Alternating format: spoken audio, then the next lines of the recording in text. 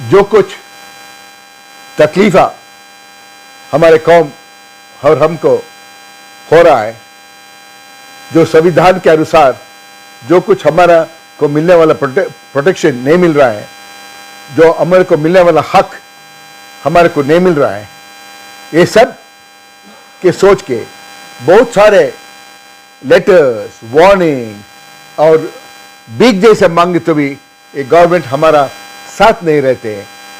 उल्टा जो कुछ हमारा पास है, हमारे साथ है, जो गवर्नमेंट का एक्ट के अनुसार वो भी वापस ले रहे, जैसा कब्रिस्तान, ईदगाह, वो सब, ये सब के बारे में प्रोटेस्ट करते हुए, और जो हमारा वक्फ बोर्ड वो है, और दूसरा जो ऑर्गेनाइजेशन जो मुस्लिम ऑर्गेनाइजेशन, वो जो हज रहेगा, दूसरा कौन सा भी रहेगा, सब गवर्नमेंट से मिलके गवर्नमेंट को एक पैसा बनाने का ऑर्गेनाइजेशन बन गया है।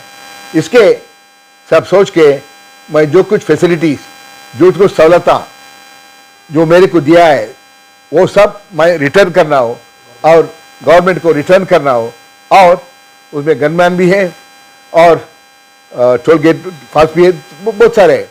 और इसी अनुसार मैं हर मुसलमान भाई को ये पूछना चाहता हूं कि हम साथ सब मिलके जो कुछ हो रहा है उसके ऊपर आवाज उठाना चाहिए। वो गलत रास्ते से नहीं, वायलेंस से नहीं, दंगा फसाद से नहीं, पीसफुल से हम कर सकते हैं। हम एक ही एक रास्ता है, हम सब मिलना है और अल्लाह के नाम पे, अल्लाह के ऊपर भरोसा करके ये काम करना है। बीजेपी रिजाइन कर रहे हैं,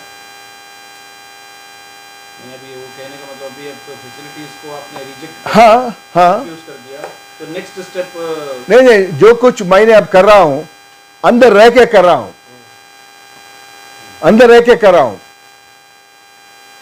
बाहर आए तो करने को नहीं हो पाएगा, जो डॉक्यूमेंट्स नहीं मिलेगा। जब 10 साल से जो मुझ कर रहा हूं, अब तक मैं किसी गवर्नमेंट के सपोर्ट करके क्या भी नहीं किया हूं, सब दूसरा गवर्नमेंट को अपोज किया हूं।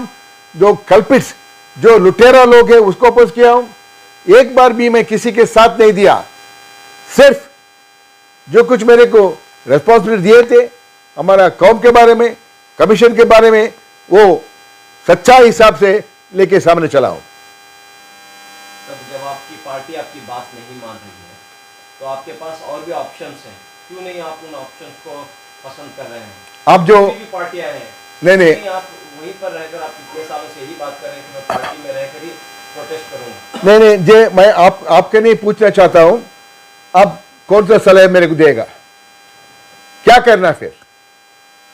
क्या करना है फिर? मैं एक करके एक चाह रहा हूं, मैं हम मुसलमान सब एक ही हो जाओ, ये करने वास्ते। उसमें वो देरी से जरा स्लो चल रहा है। समझो,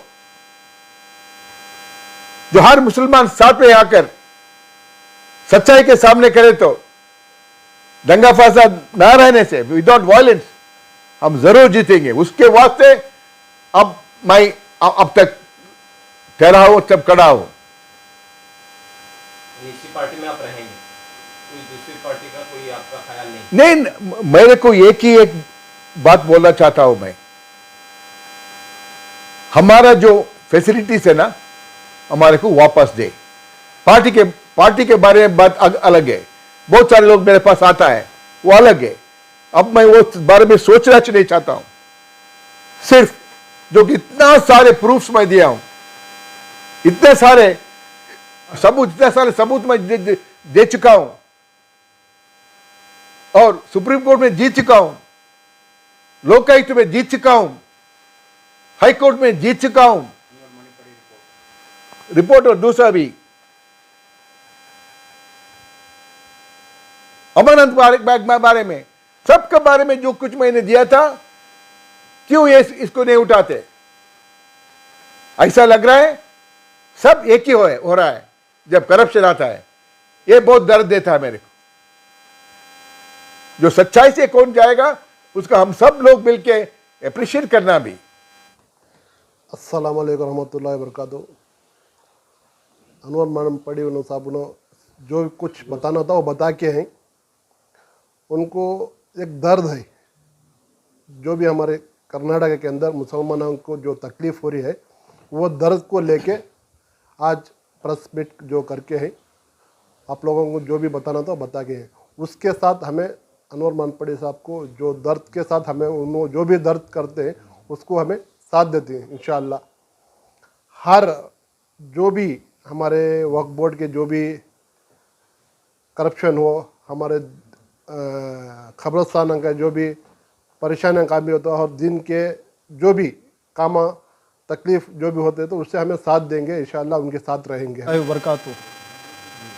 मैं अनवर महबूब साहब के साथ तकरीबन 12 साल से हूँ। आज ये माइनॉरिटी कमीशन इन्होंने रिपोर्ट लिखा और गवर्नमेंट से बार बार जो है उसे टेबल करने और इम्प्लीमेंट करने के लिए फोर्स किया। उसके लिए हाई कोर्ट का दरवाज़ा खटखटाया, सुप्रीम कोर्ट का दरवाज़ा खटखटाया। इसके बावजूद गवर्नमेंट ठस से मस नहीं हुई। हमारी गवर्नमेंट जो है ये डेमोक्रेटिक गवर्नमेंट है। Government is by the people, of the people and for the people.